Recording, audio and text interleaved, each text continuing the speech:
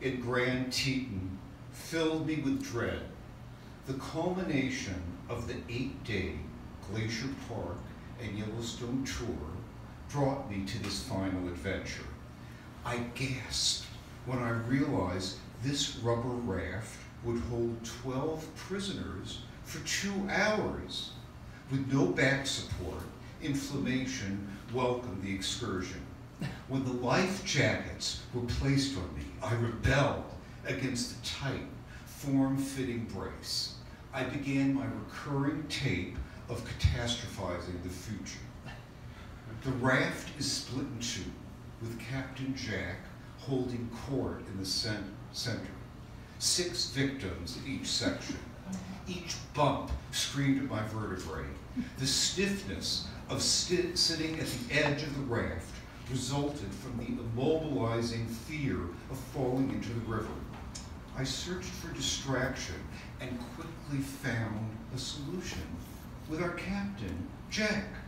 With his 20-year-old stamina sprouting, I could channel into his energy. He started the tour with the explanation, I could give you a history of the area of Grand Teton. I think it would bore you. Why not just batter me with questions? We sighed with relief. My inquisitive brain was ready for action. Is the raft the only form of transportation? No rowboats, motor, or sailboats? Correct. And it's only been used during the last 100 years. This was the mode that they used because of the shallowness of the river. It could be crossed by walking. Indians, bisons, bears, and elk use their feet. Jack seamlessly used his muscular, slightly sunburned arms to propel the raft with tentacle oars. I can't keep my eyes off his elongated arms. Jack is our engine.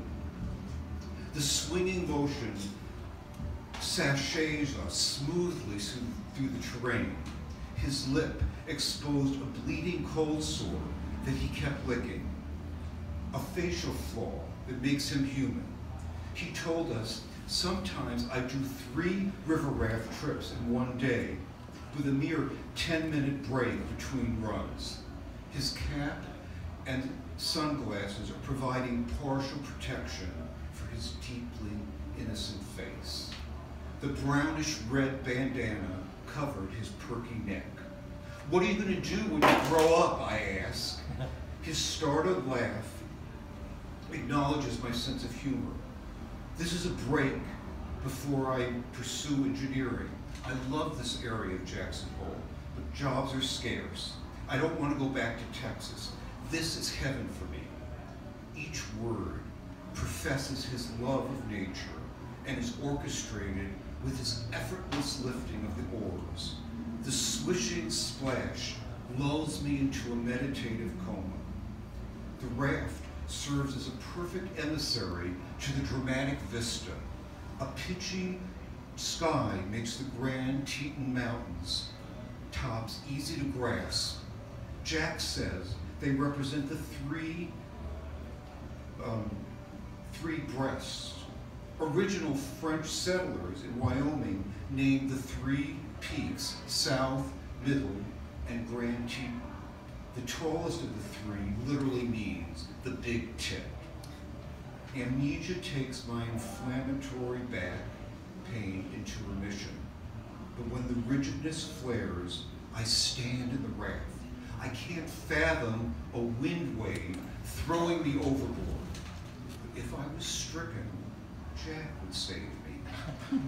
He would scoop me up before I drifted away. Jack's arms would hold my 145-pound frame like I was a butterfly. But I refuse to daydream. The reality is that my husband is on the other half of the raft, oblivious. He doesn't have a jealous self, but after 21 years, I don't want to give him a possessiveness pop quiz.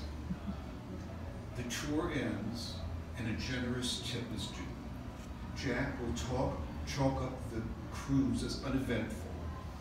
I see my husband brimming at me. I was so proud of you, Gordon. You were fearless. I saw you standing, and you didn't freak out. You looked like you were in a happy state. I love you. I feel a tingle on my lips as I kiss Neil. Later that evening, the tingle becomes a throb. 2 hours of water reflecting on my face have burned my lips. Within 2 days, I'm rewarded with a herpes cold sore eruption. A present from Jack, temporary, loving scabs covering my orifice. No forgetting this river journey. Give it up for Gordon, everyone.